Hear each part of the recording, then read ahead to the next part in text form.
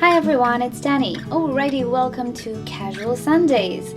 Now on Sundays I will upload a video with an orchid discussion actually, not necessarily a tutorial, which I will upload frequently, but a discussion related to orchids. Also on Sundays I would like to do some shout outs. So before we get into the topic of today, which is how to deal with a bad orchid order, I would just like to express my gratitude to Eva K, Ella S, Jess Me, Richard David, Corina C, and the anonymous supporters that I got in the past week on Orchid Nature. Thank you guys so much for supporting us. You are awesome and you're actually helping me out with my orchid passion, these videos, and of course Orchid Nature. Alrighty, let's dive into the subject. Now, it is inevitable at some point that you will have a bad experience with an orchid order.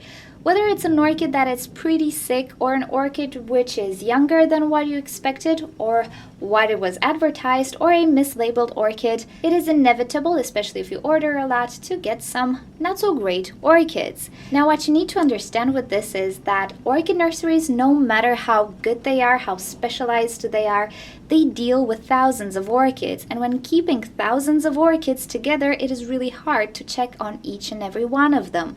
And sometimes the people who actually pack the orchids are not necessarily orchid specialists. They just work there, so they cannot really tell if an orchid has problems. And also, not to mention that in transport, accidents happen. And being that orchids are live beings, they're not objects, there is a lot of things that can go wrong with them, even if they appear healthy.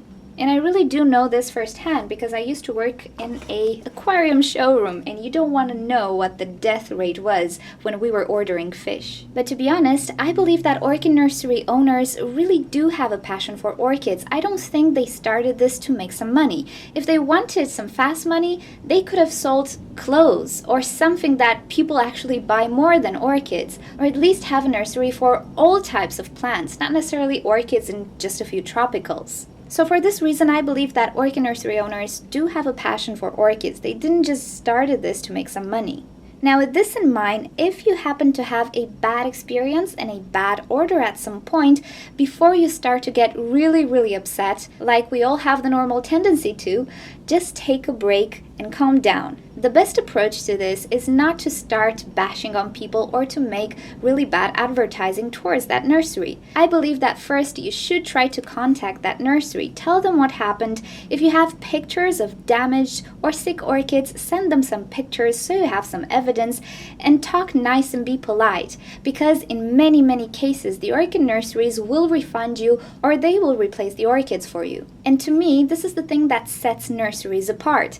Of course, I get sometimes some not so okay orchids from Schwerter as well. They're not to the point of death, but they can be better. But when I write back to them, they're more than happy to either refund me or change my plant if it's the case. Now, in case you have a bad experience like this with a nursery, but everything gets sorted out very nicely and very politely, most probably you will purchase from that nursery again, or recommend it to other people. So in the end, even if the nursery loses some money for replacing your plant, it actually gains because you will buy more from that nursery and you will recommend it further.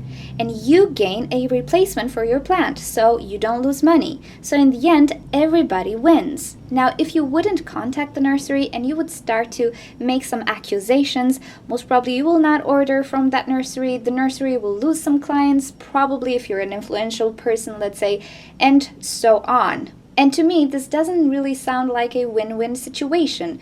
You're left without your money, you're a bit pissed, and the orchid nursery is left without some clients. So the best advice that I can give you is always contact the nursery before you actually get upset. My personal problem is when the nursery does not reply and doesn't really care that I got a bad orchid from them.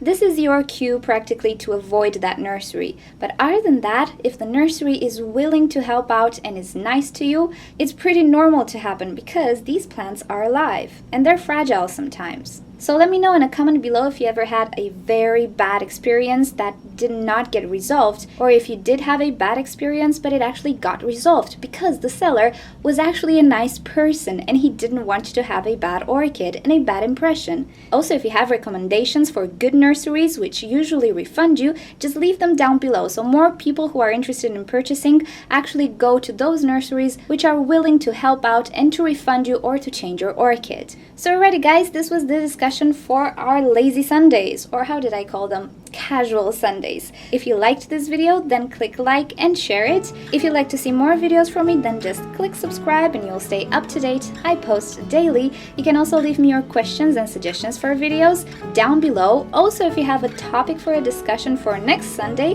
then just write it down below and we'll see. Maybe we'll talk about it. If you click on the left side of your screen, you'll be directed to orchidnature.com, where you will find care sheets, identification sheets, and also you can talk to us in the forums. And on the right side of your screen, you can click to watch a orchid tutorial. I'll see you next time. Thank you for joining. Bye!